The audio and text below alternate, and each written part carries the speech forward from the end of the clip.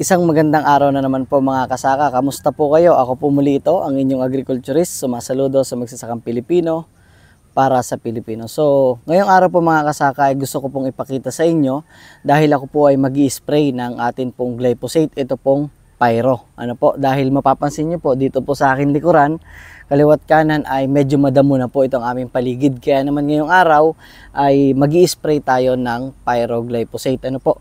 So, ito pong Pyro ay produkto ng Esertec Corporation. Ano po? At maaaring marami na po kayong glyphosate na ginagamit pero gusto ko pong subukan nyo at gamitin ito pong Pyro. Ito pong Pyro ay pwede po ito natin gamitin na para patayin yung mga damo po dyan po sa atin pong mga maisan. Ano po yung mga mais na glyphosate tolerant. Ano po? So pwede rin po ito sa banana plantation, pwede rin po sa ilalim ng mga manggahan, pwede rin po ito pang clearing sa paligid ng bahay, sa mga paligid ng irigasyon, sa roadside, pwede po itong gamitin. Ito po ay systemic herbicide. Ano po?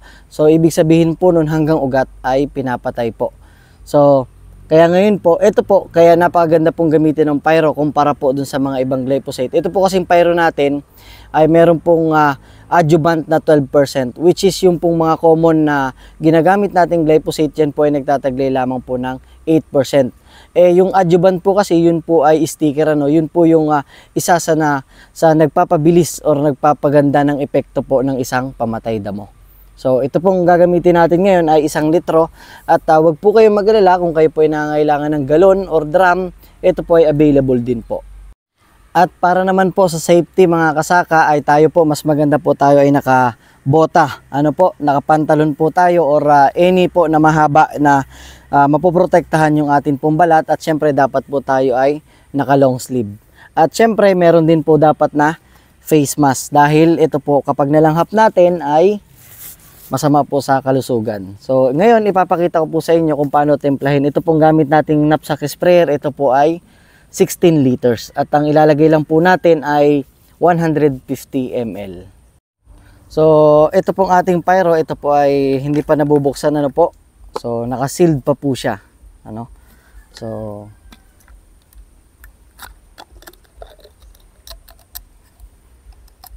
yan. So pong ipakita sa inyo yung kulay niya. Ito po siya. Kung mapapansin nyo, siya po ay matapang na orange ang kulay. At ito nga po nang gagamitin natin. Ito po ay 16 liters na knapsack sprayer. At ang gagamitin po natin ay 150 ml or isang lata po, isang puno dito. So punuin lang po natin itong lata. So ayan po, ano. Tapos lalagay na po natin siya sa ating sprayer. Yan. So kita nyo po, ano, tubig po yan, oh. Yan po ay tubig pa. Wala pa po yan kahit anong lason. Yung iba po gumagamit po ng 2,4-D. Pero ito pong ating gagamitin ngayon is purong Pyro lang po ito.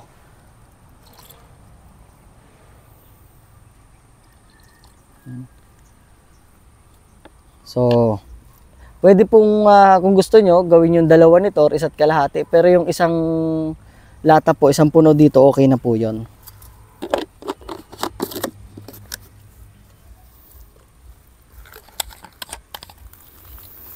So, pagkatapos po natin may lagay dito ay pwede po nating i-shake ang atin pong sprayer. So, shake lang po natin.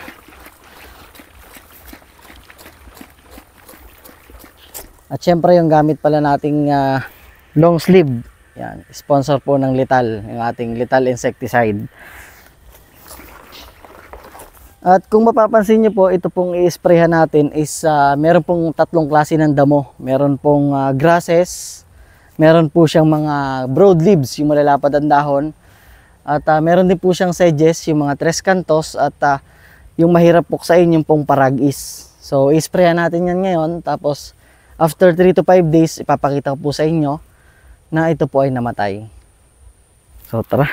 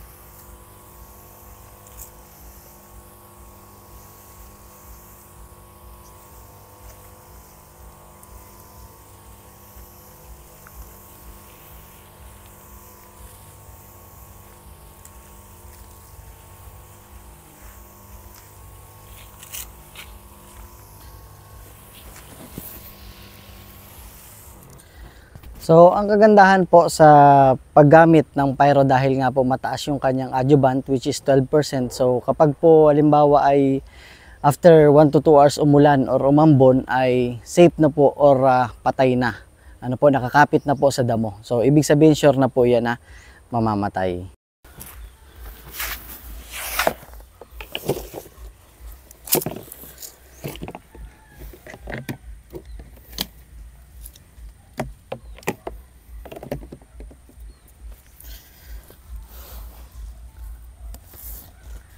So ayan po mga kasaka, nakaubos na po tayo ng isang 16 liters ng knapsack sprayer na meron timplang pyro glyphosate 480 SL. Ano po, at in-spray na nga po natin ito at makikita nyo yung iba't ibang klase ng damo na in-sprayhan natin at after 3 days po ay bibigyan ko po kayo ng update. Ipapakita ko po sa inyo, bibidyoan po ulit natin ito kung namatay po ba yung mga in-sprayhan natin. Ano po, gamit itong pyro glyphosate 480 SL.